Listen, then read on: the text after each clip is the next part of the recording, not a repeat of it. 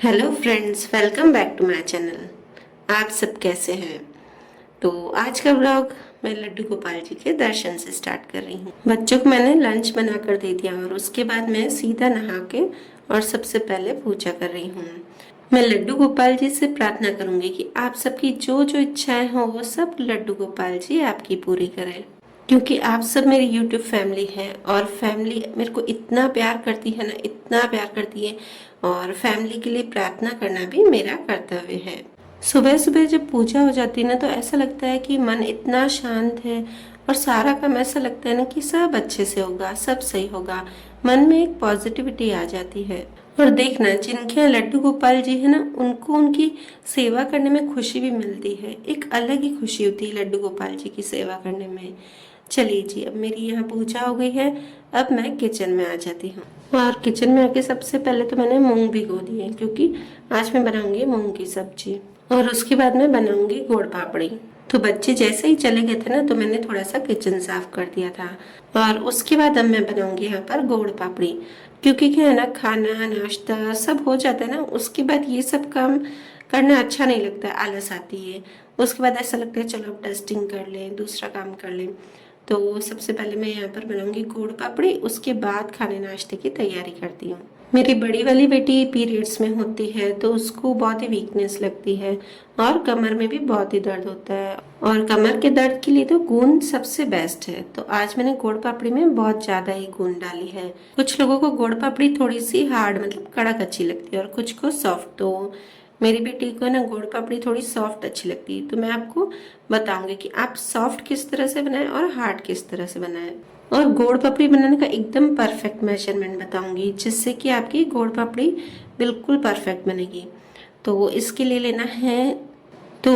लेना है एक कटोरी घी, एक कटोरी आटा और एक कटोरी गुड़। मतलब जितना हम घी लेंगे और उतना ही आटा और उतना ही हम गुड़ लेंगे। और घी को हम मेल्ट करके उसके बाद हमें एक कटोरी लेना है। मतलब अगर आपका घी जमा हुआ है तो पहले उसको पिघला लें, उसके बाद मेजर करें।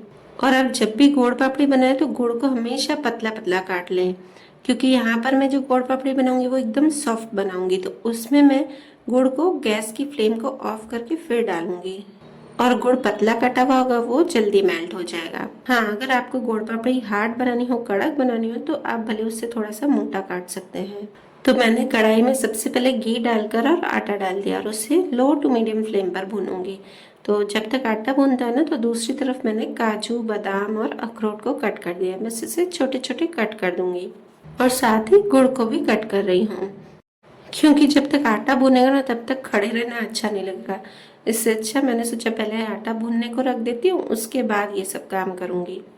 और अभी यहाँ पर मैं थोड़ी सी बनाऊंगी, मतलब एक थाली जितनी, तो ज़्यादा टाइम भी नहीं लगेगा। अब आटा यहाँ पर भून गया ना, अब इसमें मैं डालूंगी गोंद। तो गोंद मैंने लगभग यहाँ पर 2 चम्मच जितनी ली है। देख नहीं, इतना गर्म है ना आटा, इसमें जैसे ही गोंद डालूंगी ना, वो अच्छे से भून जाएगी। और इसे मैंने मीडियम फ्लेम पर ही रखा है, ज़्यादा हाई फ्लेम नहीं किया है। कुछ लोग है ना, गोंद को पहले ही घी में फ्राई करके निकालते हैं, उसके बाद उसे डालते हैं। मैं भी पहले ऐसा करती थी, पर फिर मुझे किसी ने बताया कि नहीं, गोंद को इस तरह से डालो तो वो काम भी इजी हो जाएगा, अलग से फ्राई भी नहीं करनी पड़ेगी। तो देखिए गोंद कितने अच्छे से फूल गए हैं। अब मैं इसमें सारे ड्राई फ्रूट्स डालकर इसे मिक्स कर दूंगी और फिर फ्लेम को ऑफ कर दूंगी। और फ्लेम ऑफ करके मैंने यहाँ पर डाला है गुड़। बस इसका यही रीज़न है, अगर आपको गुड़ पापड़ी सॉफ्ट चाहिए ना, तो आप फ्लेम को ऑफ करके ही गुड़ को जल्दी से मिक्स कीजिए और फटाफट से इसे थाली में डाल दीजिए। अगर आपको गुड़ पापड़ी हार्ड चाहिए, कड़क अच्छी लगे ना, तो आप फ्लेम को ऑन ही रखिए और गुड़ को मिक्स करके उसके बाद फ्लेम को ऑफ कर दीजिए और उसके बाद थाली में जमाने रख दीजिए। और गुड़ को डालने के बाद ये प्रोसेस जल्दी होना चाहिए, नहीं तो क्या होगा कि गुड़ पापड़ी हार्ड बन जाएगी। बस मैंने यहाँ पर थाली में पहले ही घी को थोड़ा सा फैला दिया था और उसके बाद यहाँ पर डाल दिया ये मिक्सचर और फटाफट से इसको फैला दिया। और ऊपर से थोड़े से बादाम और थोड़ी सी खसखस डालकर उसे भी थोड़ा सा प्रेस कर दिया है। और फिर मैं इसे गरम गरम में ही कट लगा कर रख दूंगी, ताकि जब मैं इसे निकालूँ तो ये इजीली से निकल जाए। और जब ये ठंडी होगी तो मैं आपको इसे निकाल के बताऊंगी कि ये कितनी सॉफ्ट बनेगी।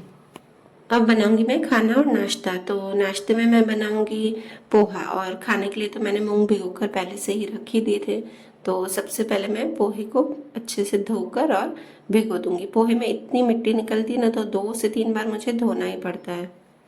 और मुझे अब भरना है पीने का पानी। तो पीने के पानी से पहले मैं भरूंगी 9.5 pH का पानी, क्योंकि जो पीने का पानी हम भरते हैं ना वो 8.5 pH का भरते हैं। तो बोलते हैं कि सुबह सुबह उठकर या फिर जब भी आप पानी भरो ना पीने का, उससे पहले अगर आप 9.5 pH का निकाल के लाइव वाटर पियो ना, तो उससे बहुत सारी बीमारियां दूर होती हैं। और जो हम पीने का पानी भरते हैं ना वो 8.5 pH का भरते हैं। और फिर जब तक पोहे में से थोड़ा सा पानी निकलेगा ना, तब तक मैं पोहे के लिए आलू और प्याज काट दूंगी। हम सबके माइंड में कैसा होता है ना कि इसके बाद ये करना है। हम गृहिणियों के माइंड में एक सेटिंग बनी रहती है। जैसे मुझे पहले मूंग बनाने थे, तो आते ही पहले मैंने मूंग भिगो दिए। उसके बाद पोहे बनाने हैं तो पहले पोहे धो लिए। ये बात तो है, हम गृहिणियाँ सब चीज़ों में परफेक्ट रहती हैं, सबकी सेटिंग पहले ही कर लेती हैं। जैसे अगर कोई जॉब करती है तो वो भी इस तरह से सेटिंग कर लेती है कि सुबह मुझे उठ के क्या बनाना है, तो रात को पूरी तैयारी कर लेती हैं।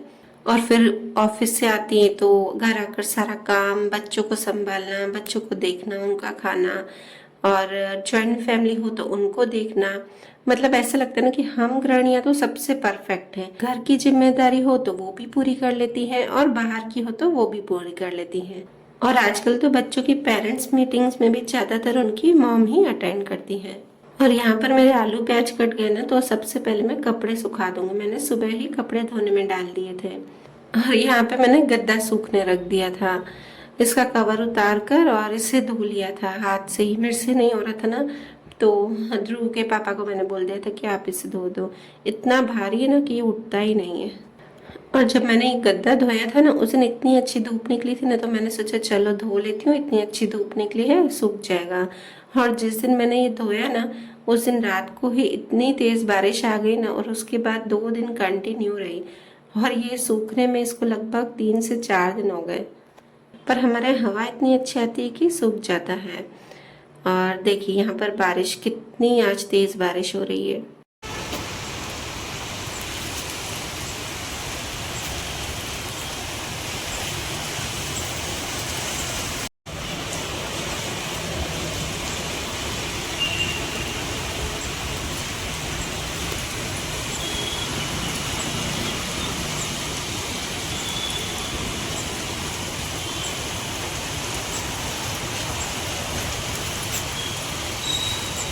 बारिश हो या कुछ भी हो, जिसको बाहर काम पे जाना होता है उनको तो जाना ही पड़ता है। देखिए कितने लोग बेचारे जा रहे हैं। उनको देख के ऐसा भी लगता है ना कि चलो हम तो घर पे ही बैठे हैं, घर पे बैठे बैठे काम हो जाता है। कपड़े पे सूख गए। अब मैं यहाँ पर पोहे में सबसे पहले क्या करूँगी, इसी में ही मैं हल्दी, नमक, नींबू और थोड़ी सी सौंफ डालकर इसे मिक्स कर दूंगी। इससे क्या होता है ना, पोहे खिले खिले बनते हैं। इसमें से पानी सारा निकल गया। उसके बाद मैंने ये सब डाला, और फिर एक कढ़ाई में मैंने डाल दिया है तेल, और उसके बाद उसमें डाली है राई, जीरा, हींग और प्याज। और प्याज को मैं थोड़ा सा चलाकर और फिर उसमें नमक डाल दूंगी। और फिर मैंने डाल लिया यहाँ पर मूंगफली के दाने, क्योंकि मैं पहले मूंगफली के दाने आज डालना भूल गई, तो मैंने सोचा चलो कोई नहीं, इसके साथ ही थोड़े से पक जाएंगे। और उसके बाद डाला है आलू और हरी मिर्च। अब इसको लो फ्लेम पर मैंने ढक दिया है। जब तक ये आलू गलेंगे ना, तब तक मैंने देखा तो हल्दी भी ख़त्म थी और धनिया भी। तो मैं सबसे पहले तो हल्दी और धनिया निकाल देती हूँ। किचन में खड़े रहते हैं ना, तो सारे काम साथ साथ होते ही जाते हैं। मैं स्पेशली ऐसा नहीं करती हूँ कि चलो अभी हल्दी निकालती हूँ, अभी धनिया। जैसे ही खड़ी रहती हूँ, लगता है कि अब ये नहीं है या कम हो गए हैं, तो निकाल दी जाती हूँ। और फिर इसके बाद यहाँ पर आया है ड्रैगन फ्रूट ले आए हैं, तो मैंने ड्रैगन फ्रूट को भी कट करके एक बॉक्स में रख दिया है। कोई भी फ्रूट काटने वाला होता है ना, तो मैं ज़्यादातर क्या करती हूँ कि एक साथ कट करके और रख देती हूँ, क्योंकि सबका खाने का टाइम अलग अलग होता है। मेरे जो पति देव हैं वो सुबह को खा के जाते हैं, और बच्चे हैं वो कभी खाने के साथ खाते हैं और कभी शाम को खाते हैं। तो इसलिए ऐसा ही करती हूँ मैं ज़्यादातर, कि एक साथ काट के और बॉक्स में भर के रख देती हूँ। और जो इसके छिलके हैं ना, उसका मैं क्या DIY करती हूँ वो मैं आपको बताऊँगी, कि इसका मैं एक फेस पैक बनाऊँगी। ज़्यादातर मैं ऐसा ही करती हूँ मैं, क्योंकि पता है कि बाहर से फेशियल कुछ नहीं करवाती हूँ, तो मैं घर पर ही सारे DIY फेस पैक बनाती हूँ। और ये आलू भी गल चुके थे, तो अब मैं क्या करूँगी, इसको मसाले को मैं पोहे के ऊपर डाल दूँगी और फिर इसमें ही मिक्स कर दूँगी। और एक अलग से कढ़ाई में मैं डालूंगी पानी, और पानी को मैं बॉईल करने रखूंगी। और जो ये जाली वाला कंटेनर है ना, जिसमें मैंने ये पोहे धोकर रखे थे, बस उसी को ही मैं इसके ऊपर रख दूंगी। नीचे एक जाली रख दी है और उसके ऊपर इस रख के और ऊपर से एक प्लेट ढक दूंगी।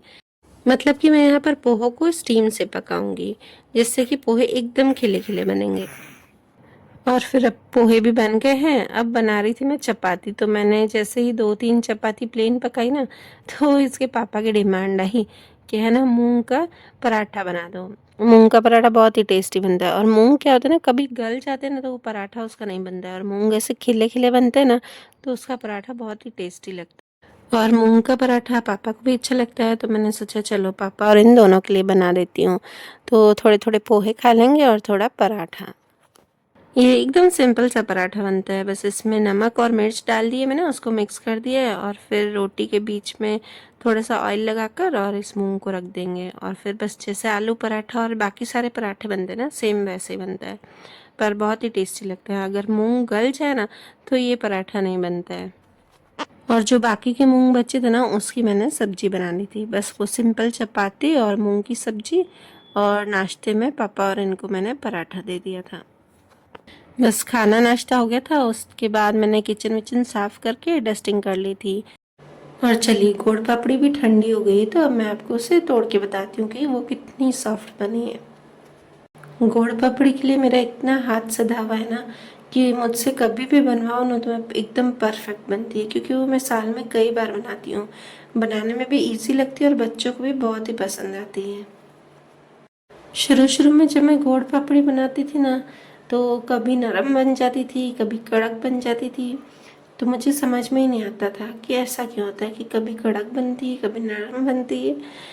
फिर धीरे धीरे समझ में आया कि गैस की फ्लेम को ऑफ करके बनाओ तो गुड़ जल्दी से मेल्ट हो जाएगा और गुड़ पापड़ी एकदम सॉफ्ट बनेगी। और ऐसा होता है ना कि हम कई और ऐसा भी होता है ना कि हम बहुत चीज़ों के बहुत बार बनाए ना तो उस पर हाथ एकदम जम जाता है। तो बस मेरे साथ भी यही है कि मैंने गुड़ पापड़ी को साल में इतनी बार बनाया ना कि मुझे कोई आंख बंद करके भी बनवाए ना तो भी एकदम परफेक्ट बनेगी। चलिए, ये तो एक मजाक था। आंख बंद करके तो कोई नहीं बना सकता है। अब मैं आपको बताऊंगी कि मैं ड्रैगन फ्रूट की छिलके का फेस पैक कैसे बनाऊंगी। तो फेस पैक के लिए मैंने जो एक ड्रैगन फ्रूट था ना, बस उसका ही छिलका यूज किया है। तो उसका जो ये पिंक पार्ट होता है ना, अंदर से सॉफ्ट होता है एकदम, वो बस निकाल देना है और उसमें दूध डालकर उसको पीस लेना है। और इसमें डालेंगे चावल का आटा और थोड़ा सा नींबू का रस और दूध, बस ये डाल के और मैंने इसे मिक्स कर दिया है। और फिर इसमें मैंने थोड़ा सा गुलाब जल भी डाला है। बस ये आज का हमारा DIY फेस पैक तैयार है। आप अगर कोई भी फ्रूट घर पे खाते हो ना, जो भी आप सीजनल फ्रूट खाते हो, बस उसको लेके और उसका फेस पैक बना सकते हो। और अगर आप हफ्ते में 3-4 बार कोई भी फेस पैक घर पर बनाकर लगा देते हो ना, तो आपको फेशियल कराने की जरूरत पड़ेगी ही नहीं। मैं तो दृष्टि को वीक में 3 बार 3:45 छोड़ने जाती हूँ शाम को, तो उस टाइम तो इतनी कड़कती धूप होती है ना, और ना तो मैं सनस्क्रीन यूज़ करती हूँ। बस ये घर के ही कुछ DIY में यूज़ करती हूँ और इससे इतना अच्छा रिजल्ट मिलता है ना मुझे। और मैं सोचती हूँ कि अगर घर पे ही हमको सारी चीज़ें अवेलेबल हैं तो हम बाहर से फालतू खर्च क्यों करें। और सब लोग बोलते हैं कि घर पे सबको सनस्क्रीन ज़रूर लगानी चाहिए, तो मैं सनस्क्रीन की जगह ये यूज़ करती हूँ कभी कभी। जैसे मेरे पास एलोवेरा का पौधा है, तो एलोवेरा जेल लेके और उसमें थोड़ा सा कोकोनट ऑयल मिक्स कर दो, और बस उसे इतना मिलाओ ना कि वो इस तरह का वाइट बन जाए, और फिर उसे अच्छे से अप्लाई कर दो। अगर आप भी घर पे कुछ ना कुछ DIY फेस पैक बनाते हो तो प्लीज़ मुझसे शेयर कीजिएगा। तो चलो, वीडियो को करती हूँ यहीं पे एंड। और अगर आपको मेरा वीडियो अच्छा लगा तो प्लीज़ इसे लाइक ज़रूर कीजिएगा और सब्सक्राइब करके बेल आइकन प्रेस कीजिएगा, ताकि आपको मेरे वीडियोस की सारी नोटिफिकेशंस मिलती रहे।